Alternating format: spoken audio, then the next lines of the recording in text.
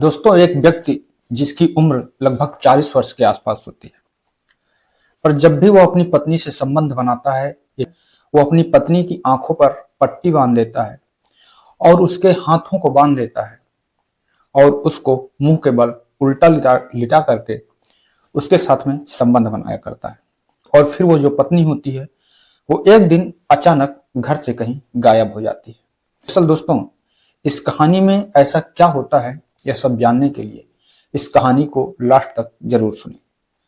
तो आदाब, नमस्कार, सत श्री अकाल। मैं सागर पटेल आप लोगों से एक छोटी सी रिक्वेस्ट करते हैं। आप लोगों से दोस्त बस वही छोटी सी एक प्रार्थना करते हैं कि अगर आप लोग मेरे इस चैनल पर पहली बार विजिट कर रहे हैं या फिर मेरे इस चैनल को अभी तक सब्सक्राइब नहीं किया है, तो मेरे इस चैनल को सब्सक्राइब कर बेल आइकन को जरूर दबाएं। और अगर आप लोगों को यह कहानी या सच्ची घटना अच्छी लगे तो इसे लाइक, शेयर कर, कमेंट करके हमें जरूर बताएं कि आखिरकार ये कहानी आपको कैसे लगी। सागर जिले में मनोज कुमार अपनी पत्नी के साथ में अपने घर पर रहा करते हैं। मनोज कुमार की जो उम्र होती है वो लगभग 40 वर्ष के आसपास हो जाती है और जो उनकी पत्नी होती है, जिनका नाम नीलिमा देवी होता है, नीलिमा की उम्र अभी मात्र 32 वर्ष के आसपास होती है। पर इन दोनों लोगों की शादी को लगभग 10 साल बीत चुके होते हैं।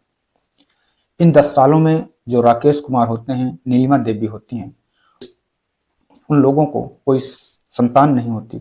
इस बात की चिंता जो राकेश कुमार होते हैं उनको अंदर ही अंदर खाई जाती है, सताई जाती है। कुमार की उसी सागर जिले में एक बहुत बड़ी परचून की दुकान होती है।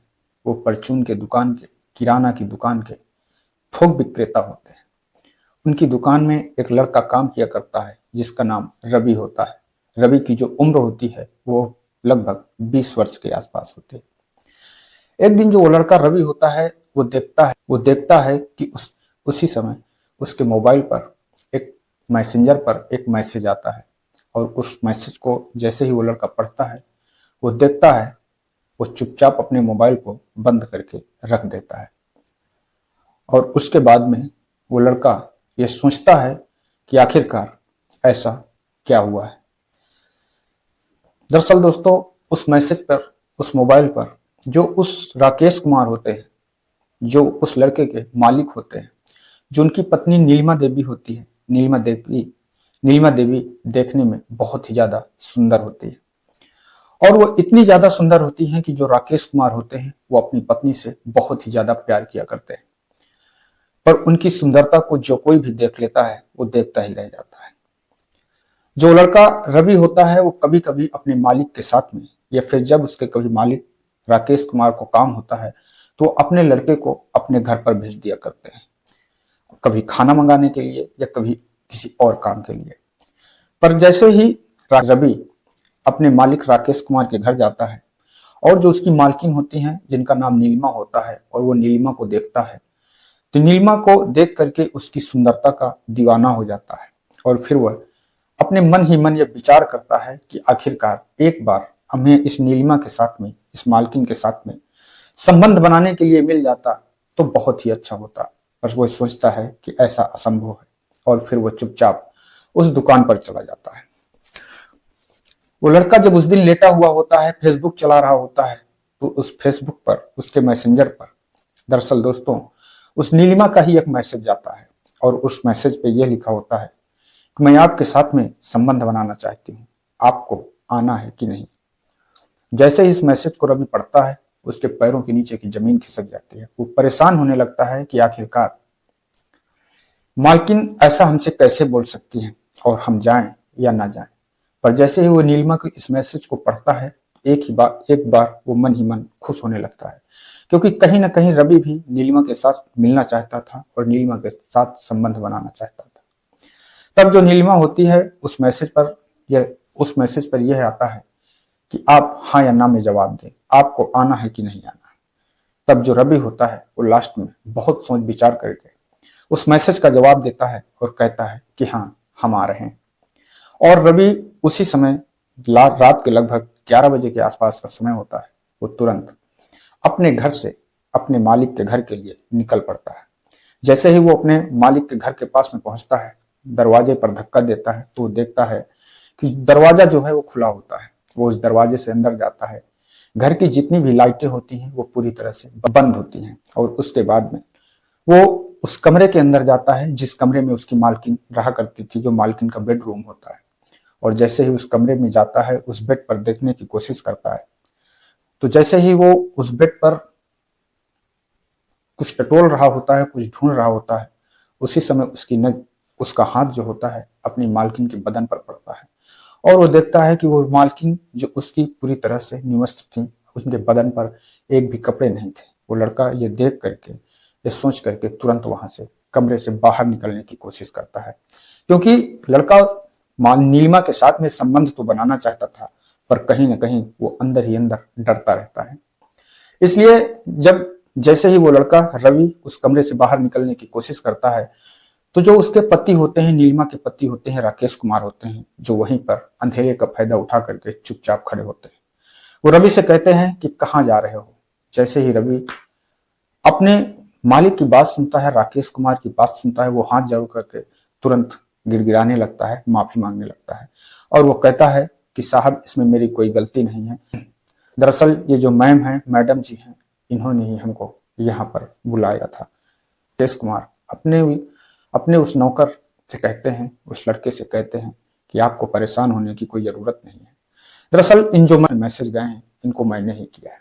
जैसे ही वो लड़का रवि अपने मालिक की बातों को सुनता है, सुन करके उसके पैरों के नीचे की जमीन खिसक जाती है और वो सोचने लगता है कि आखिरकार ये कैसे संभव हो सकता है कि एक पति अपनी ही पत्नी के लिए खुद पत्नी बन करके किसी लड़के को मैसेज कर रहा है। तब जो राकेश कुमार होते हैं वो रवि को पूरी बात समझाते हैं। वो रवि से कहने लगते हैं कि दरअसल रवि, हमारी शादी को लगभग 10 साल हो चुके हैं और हमारी उम्र भी अब 40 साल के पार हो चुकी है।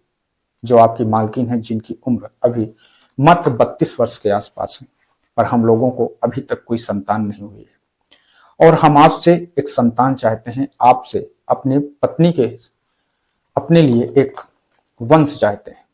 यह सुन करके जो रवि होता है वो भी सोचने लगता है कि आखिरकार एक व्यक्ति ऐसा कैसे कर सकता है, एक पुत्र की चाह के लिए, अपने स्वार्थ के लिए अपनी ही पत्नी को अपने ही सामने किसी और के साथ में कैसे परोस सकता है।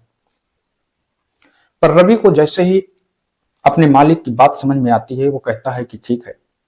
अब जो राकेश कुमार होते हैं वो रवि को पूरी बात समझा देते हैं और वो कहते हैं कि देखिए, आपको चुपचाप यहाँ पर लेटना है, इस रूम पर लेटना है, मेरे रूम पर, इस रूम पर लेटना है और मैं आपकी मालकिन नीलिमा के साथ में उनके कमरे पर जाता हूं और जैसे ही हम आपको बुलाएंगे, हमें आपकी जरूरत होगी, आपको वहां पर आ जाना है।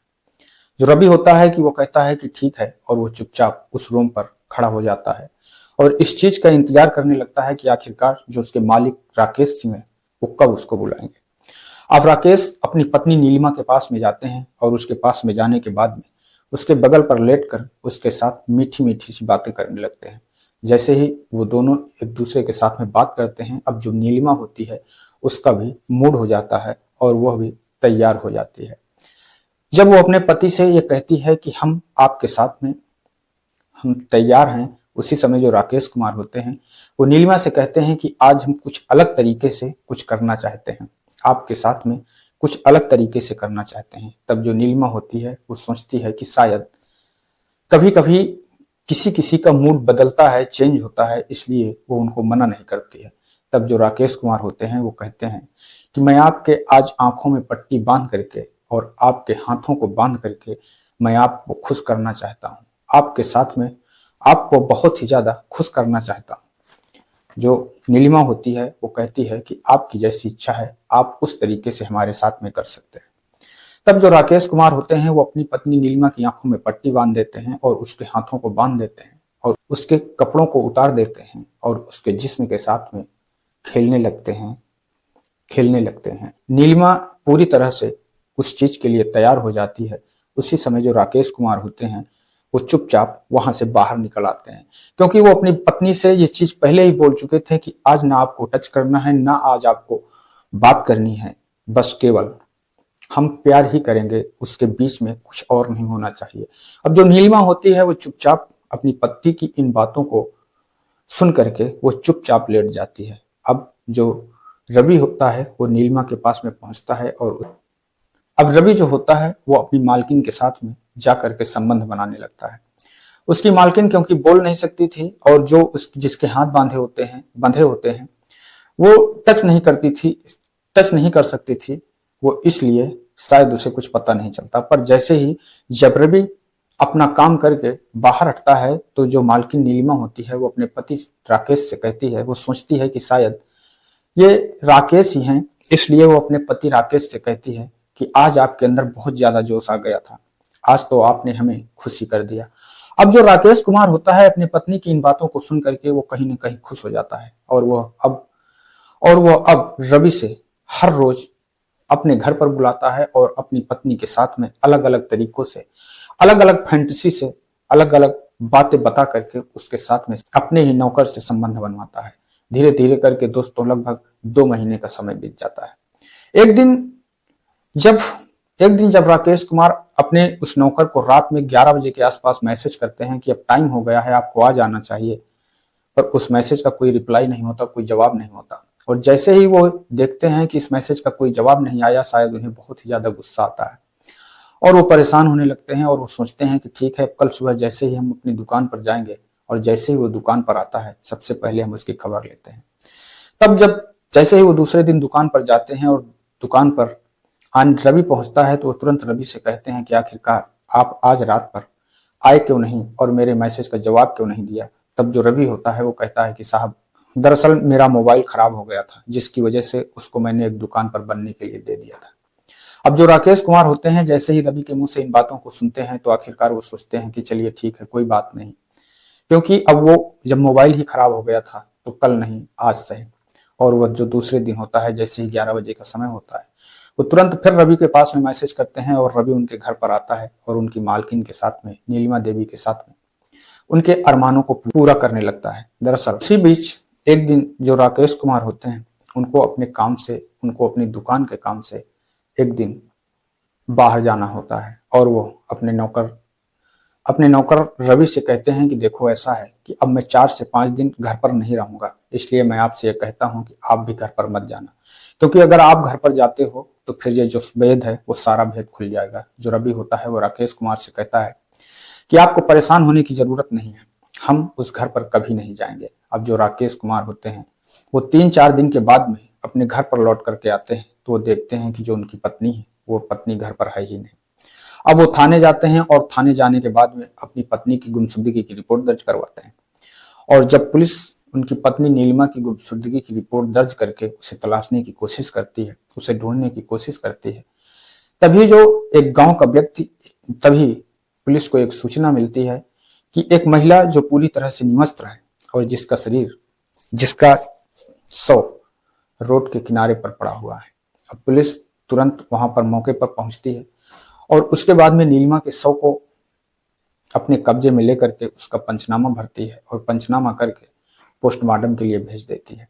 वो राकेश कुमार को बुलाती है और राकेश कुमार से जानना चाहती है कि आखिरकार नीलिमा के किसी के साथ में अवैध संबंध थे या फिर आपके किसी से कोई दुश्मनी थी। तब जो राकेश कुमार होते हैं वो कहते हैं कि साहब, ना तो मुझसे किसी की कोई दुश्मनी थी और ना ही नीलिमा इस तरीके की थी, हम दोनों लोगों के बीच में बहुत ही ज्यादा प्यार था।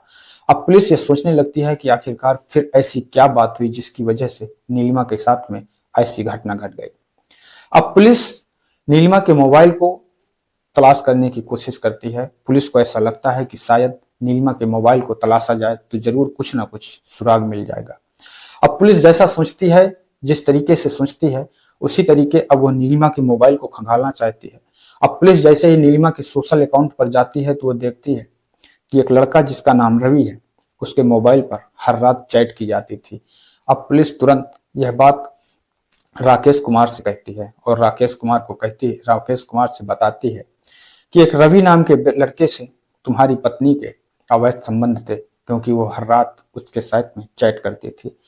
तब जो बात राकेश कुमार पुलिस को बताता है उसे सुन करके पुलिस हैरान हो जाती है और पुलिस भी सोचने लगती है कि आखिरकार एक व्यक्ति इतना स्वार्थी कैसे हो सकता है कि अपनी ही पत्नी को किसी दूसरे मर्द के साथ में सुलाने के लिए तैयार हो जाता है। राकेश कुमार पुलिस को बताता है कि दरअसल साहब, मेरी पत्नी और मैं, जिनकी शादी को लगभग, हम लोगों की शादी को लगभग 10 वर्ष बीत चुके थे। हमने अपना इलाज बहुत ज्यादा करवाया, पर हमसे संतान नहीं उत्पन्न हो सकती थी, क्योंकि डॉक्टरों ने हमें ऐसा बताया था कि आपको कभी पिता नहीं बन सकते हैं, और यह कमी मेरे में थी। इसलिए साहब, मैं अपने परिवार के लिए एक वंश चाहता था, और इस स्वार्थ में आकर के मैं अपने ही नौकर को अपनी पत्नी बन करके उसको मैसेज करता हूं, और मैसेज करने के बाद में उसको अपने घर बुलाता था, और उसके बाद अपनी पत्नी की आंखों में पट्टी बांध करके मैं रवि से अपनी पत्नी के साथ में संबंध बनवाता था। पुलिस जैसे ही इस बात को सुनती है, पुलिस हैरान हो जाती है। अब जो पुलिस होती है, वो लड़के रवि को बुलाया जाता है, और रवि से पुलिस पूछताछ करती है। तो पुलिस, रवि भी कहता है कि साहब, हमारी इस पे कोई गलती नहीं है, और साहब, हमने नीलिमा को कभी नहीं मारा।